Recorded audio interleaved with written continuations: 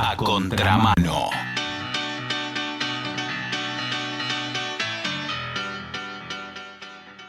Hubo una novedad triste, como tantas otras, una ley, la ley sancionada de zonificación minera en Chubut, que parece que es un escándalo. Para que nos cuenten los detalles, y muchos, estamos en contacto con Roberto Yaiquel, es periodista, abogado y referente de la Cátedra Libre de Derechos Humanos de la Universidad de la Patagonia San Juan Bosco, de Comodoro Rivadavia. ¿Cómo te va, Roberto? Simón te saluda. Hola, ¿qué tal? Buenas tardes, Simón. Y bueno, importante y oportuno hablar de lo que ha pasado en Chubut y lo que sigue sucediendo, ¿no? Porque esto va a marcar un precedente que sin duda por ahí yo lo estoy observando, que está impactando a nivel nacional, no solo en los medios, inclusive nacionales, en línea general, todos hoy de una u otra manera hablan de lo que ha sucedido acá en Chubut, acerca del comportamiento, la conducta y la actitud del pueblo chubutense con respecto al tema de lo que es la megaminería, ¿no? Esta megaminería en realidad es un modelo extractivista que no es nuevo en el país, No. Inclusive que se ha conocido a través de las provincias como Catamarca, Nalgará, San Juan, bueno, Mendoza, que ha hecho una férrea resistencia, y Chubut, que tiene una historia acá, que comienza ya por el año 2003 en la zona cordillerana, más puntualmente en la ciudad de Esquel. El chubutazo no es que nació ayer espontáneamente, es un proceso de participación que viene desde el año 2003, como te decía, que bueno, con este proyecto de Navidad que se intentó instalar en la ciudad de Esquel, a merced de esta multinacional Pan American Silver. Y bueno, y esto desde el 2003 al 2020 han pasado muchos años, prácticamente 20 años, donde el pueblo del Chubut había cristalizado una ley que es 5001, sancionada allá en esos tiempos, para que este tipo de megaminería o de explotación a cielo abierto no se instalara con el impacto socioambiental netamente regresivo, como el tema del cianuro y el tema de la contaminación de las aguas, cosa que si bien en este caso, con esta ley que decías, ¿no? La ley 17, número 149, que se promulgó a través de un decreto 1285/21, un poco era teniendo en cuenta esa experiencia y la resistencia del pueblo y la ley 5001, empezaron a colocar que esto no comprometía ni el tema del agua ni el tema del cianuro, cosa que el pueblo ya sabe porque ya tiene más de 20 años de experiencia y algunos conceptos como la dique de cola, la contaminación de cianuro y la contaminación de nuestros ríos. El pueblo en todos estos años, precisamente por eso cito la ley 5001 y el año 2003 y todo el proceso que fue también de autoconvocatoria, inclusive nace el Foro Social Ambiental de la Patagonia, que es una organización social importantísima para este tipo de resistencia, ¿no? Que muchas veces operan y terminan en soledad, inclusive con amenaza, con desprestigio a su militante. A ver, Roberto, ¿quiénes son, qué agrupación política es la que promueve esta ley? Sospecho la respuesta, que todo el mundo debe estar de acuerdo, sospecho, pero sorpréndeme. No, esta ley en realidad es parte del Partido Justicialista, porque en definitiva Arcioni forma parte de esta estructura política, ¿no? Arcioni y la gran mayoría de los 13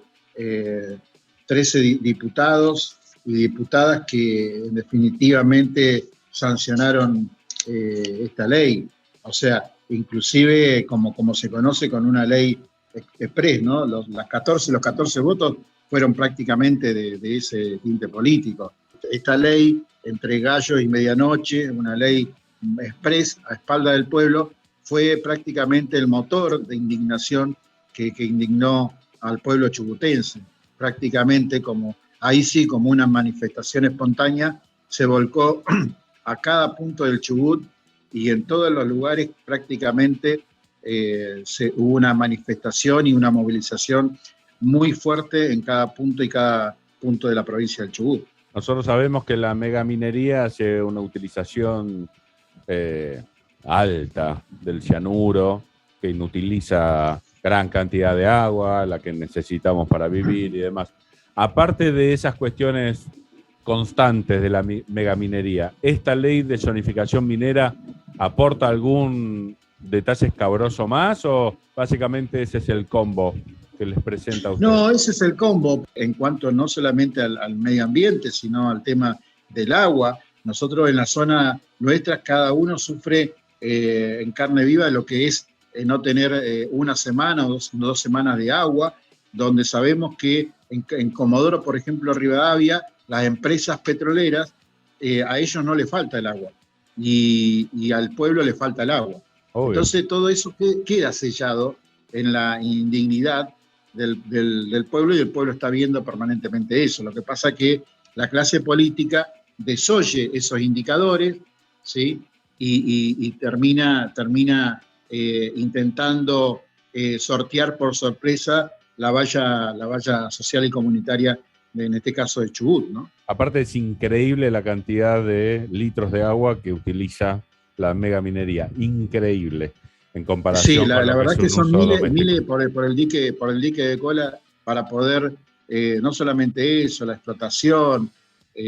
Bueno, no es casual que la zona de zonificación están en dos lugares emblemáticos, uno es Telsen y el otro es Gastre, donde hace muchos años, inclusive hay un tema de Fabiana Cantilo que lo popularizó, el tema del basurero nuclear, porque se intentó colocar residuos tóxicos nucleares acá en la provincia del Chubut. ¿En qué punto está ahora el tema? El tema ahora ha morigerado el discurso en cuanto al discurso político de Mariano Arcioni, que él quiere un diálogo, pero ¿qué pasa? Mariano Arcioni va todo al revés, porque en definitiva esto se habría hecho antes y parte de la comunidad, la gran mayoría del grueso de la comunidad, dice que ya se expidió con todo ello. La comunidad no quiere este tipo de modelos. Y lo que ha traído con respecto a la derogación es la oferta de un plebiscito. Se tendría que haber hecho la consulta antes. Inclusive, por ejemplo, en los diversos instrumentos de derechos humanos, inclusive sobre todo con los pueblos originarios, es obligatoria una consulta hacia las comunidades para ver si es factible instalar este tipo de modelos de producción. Ahora, de hecho, la ley no está en vigencia, o sea, ¿ha retrocedido el poder político o no? El poder político ha retrocedido, o sea, en general hay muchas internas, porque se ve desde afuera interna en el sentido de pasar factura, porque no te olvides de que hay 11 votos a favor y 14 votos a favor y 11 en contra. Entonces, o sea, hay muchos en el momento que el pueblo se estaba manifestando, prácticamente los intendentes que no habían salido como Sastre salieron a la calle con el pueblo. Y en el caso de Comodoro Rivadavia, Juan Pablo Luque adhirió a la no megaminería. Pero tiene que ver con que en algún momento los políticos sintieron de que el pueblo era político. Y esto genera miedo, ¿no? Porque esto es una democracia de tipo participativa, no representativa. Esto fue fracciones de días, ¿no? Entonces fueron saltando diferentes barcos, ¿no? De diferentes lados. Eso fue minuto a minuto lo que se iba dando. Así como se iba dando la poblada, se iba dando también en el espectro político, ¿sí? Y bueno, y todo lo que es todo lo que es este tema, ¿no? Porque no es la megaminería, son las multinacionales que están detrás de esto. Hay Sí. mucha caudal de plata. Claro que sí. Y decime, ¿en qué quedó lo del plebiscito? Bueno, el plebiscito todavía no tiene fecha. El pueblo por ahí se manifiesta de boca en boca que ya se manifestó. Las asambleas siguen en la alerta y movilización también, si bien todavía no hay movilizaciones después del triunfo, hay una alerta, ¿sí? Hay un estado de alerta. Ellos, el sector político lo sabe, la estructura estatal está consternada, porque bueno, ahora hay con este plebiscito, no es que retrocedió, sino que se instaló y bueno, intentar avanzar de nuevo. Es una puja, es una tensión. Absolutamente. Y es la única manera de que no tengan ley de zonificación minera, Roberto, ya lo sabes, ¿no? No, tal cual. En Chubutazo no se genera por generación espontánea, es un proceso de muchos años. Y bueno, yo tuve la fortuna también de estar en ese proceso, en el 2003, cuando vinieron por primera vez los asambleístas de Esquela Comodoro Rivadavia a la universidad, y bueno, ya se empezó a hablar del agua, se empezaron a hacer estudios desde la Universidad de la Patagonia San Juan Bosco, y desde hoy, bueno, hay mucha mayor riqueza, porque bueno, hay investigaciones desde el CONICET, que en ese momento no contábamos. Hoy tenemos un caudal de información muy fuerte con lo que representan estos proyectos mega minero a cielo abierto y el modelo extractivista que está detrás de esto y que, bueno, que dejan un pasivo ambiental muy fuerte. Sí, absolutamente. Vos decías que había voceros políticos que decían que el medio ambiente no estaba comprometido. Por un lado, el discurso es: yo de este tema no sé, pero no es tan así porque el agua no está comprometida. Por eso los quiero escrachar con nombre y apellido, Roberto. ¿Quiénes eran? Por esto, bueno, hay un listadito, pero en este momento no lo tengo, okay. pero bueno, tiene que ver con que esto tiene, con que ir probando, pero muy sutilmente, porque fue mucho el estampido, mucho la frenada, ¿no? del carro del pueblo, como dice el gaucho, ¿no? Entonces, hay algunos que se animan y otros que van a pasar directamente porque generó un miedo muy fuerte, porque si el cimbronazo se instaló a nivel nacional, esto tiene que ver con que Chubut, yo lo decía hace muchos años en otro medio nacional, iba a ser un modelo, pero un modelo de la cuestión muy capitalista ortodoxa, porque no recordemos que esto viene con Macri, viene con acciones asociado a Macri, pero también hoy con el gobierno de turno. Siempre la matriz productiva o extractivista siempre estuvo ahí, nunca se cambió. Absolutamente, claro que sí. Y aparte nunca no hay grietas, es un tema en el que no hay grietas, claramente. Decime, claro. ¿Está calculado qué cantidad de miles de litros de agua debería utilizarse en este tema? Sí, hay estudios. Nosotros tenemos en Comodoro Rivadavia la explotación petrolera y utiliza miles de litros de agua diariamente, de tal manera que Comodoro llega a estar 1 o 2 semanas sin agua, con el famoso discurso de la cooperativa que la administra, que el agua es la rotura de los caños y esto que lo otro, pero en definitiva a Pan American Energy y a todas las empresas petroleras que andan dando vuelta, no le cortan ni un minuto de agua. Obvio. Entonces eso es lo que nosotros como pueblo tenemos que entender. Nosotros tenemos un modelo instalado neocolonial, ¿sí?, que todavía sigue vigente, y nosotros recordemos que acá en estos territorios se generó un gran genocidio, a merced de instalar un modelo en su momento hasta de renta financiera embrionaria, ¿no? Como la famosa campaña del desierto, que no fue más que una matanza, un genocidio, y que hoy volvemos otra vez, vuelve el Estado a reflotar todo ese esquema, ¿no? Quenquetru, bueno, todas las comunidades, Santiago Maldonado, Cuyamen, todo eso tenemos que ir enlazando con esto, porque es un gran rompecabezas. Y ese rompecabezas lo tiene que hacer el pueblo. Es el único que puede generar un cambio, que es el pueblo. El poder no lo va a hacer porque el poder político hoy está en otra, hoy está de espalda del pueblo. Absolutamente. Entonces, va a avanzar todo lo que pueda y lo dejen, es así, como hace tantos años. ¿Y cuáles son los pasos a seguir entonces? Bueno, las comunidades están en alerta y movilización.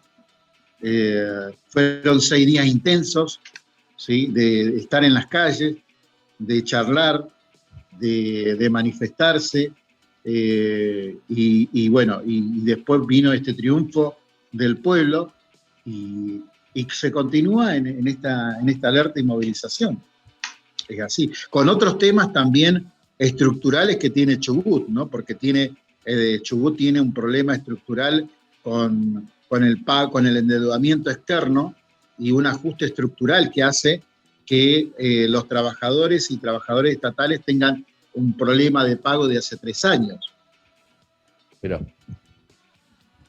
Entonces, también este condimento hay que colocarlo en esta ensalada para entender por qué se generó suerte de estallido. Porque, totalmente.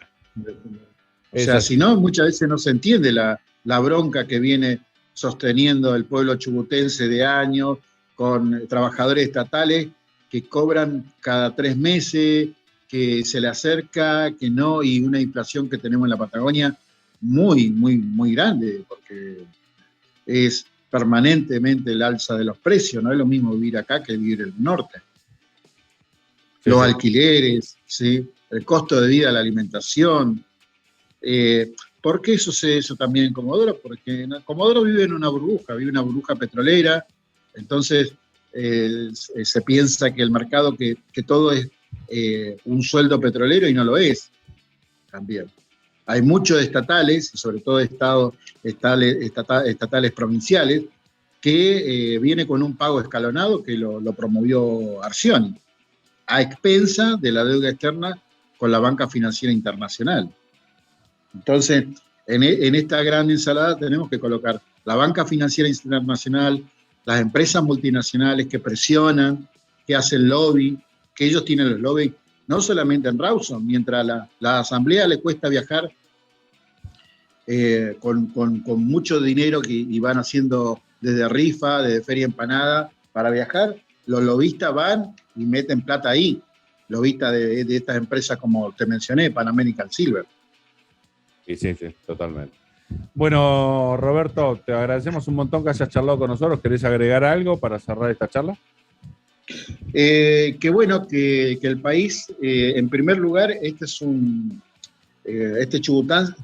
chubutazo nos tiene que dejar un mensaje, en primer lugar, que como nos enseñaron las organizaciones de derechos humanos, como madres, abuelas, hijos, la única lucha que se pierde es la que se abandona, pero también hay que tener conciencia en esa lucha, sobre todo contra quién se está luchando, que es contra un gran monstruo, que son las multinacionales que están instaladas acá, sus tentáculos, que adquieren el nombre de William, de Benetton, de Sylvester Stallone, de un montón de figuras, ¿sí? Que reciben no solamente las bondades de estos negocios, de empresas canadienses como italianas, como norteamericanas, que están inclusive instaladas acá, como ya te decía, con su figura, y que el pueblo prácticamente con una gomera nomás le hizo frente. Creo que ese es el mensaje para el país, que se puede interpelar este modelo económico que todavía sigue subyaciendo el colonialismo, o el colonialismo ayornado, ¿no? Totalmente. Bueno, Roberto, te agradecemos un montón que hayas charlado con nosotros, ¿eh? Abrazo grande. Abrazo grande. Si no pensás, alguien lo va a hacer por vos. A contramano. Información y reflexión. ¡Espectacular!